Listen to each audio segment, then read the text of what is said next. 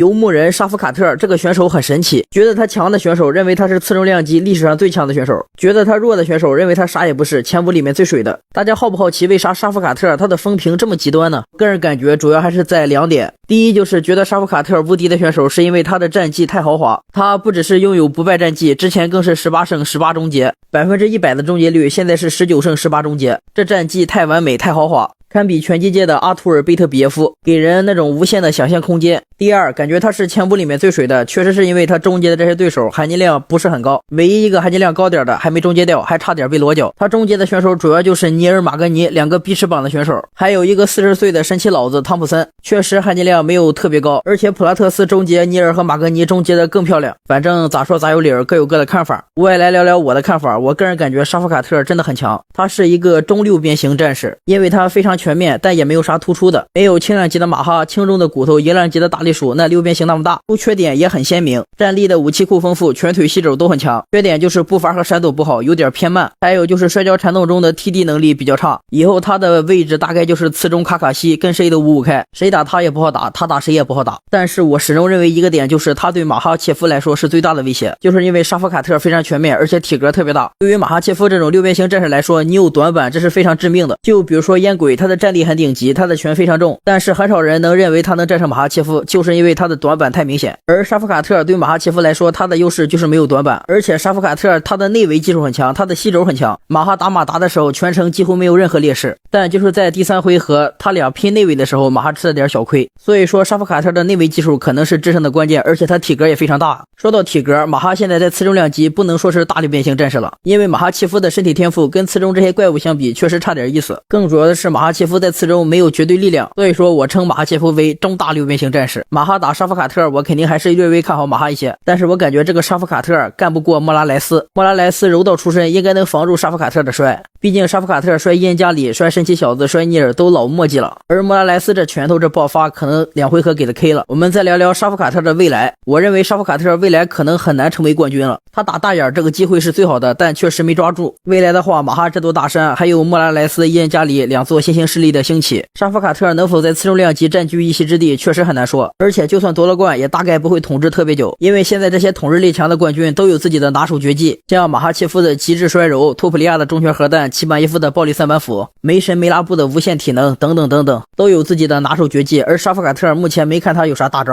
但 UFC 还是挺认可他的潜力的，前段时间也杀进了 PSP 排行榜，上段时间无缘无故进这个榜单的是齐马耶夫和萨鲁吉安，所以说沙夫卡特可能还真的有咱目前没有观察到的优势，这个咱也不说了，咱就看沙夫卡特回归能不能给咱带来个惊喜吧。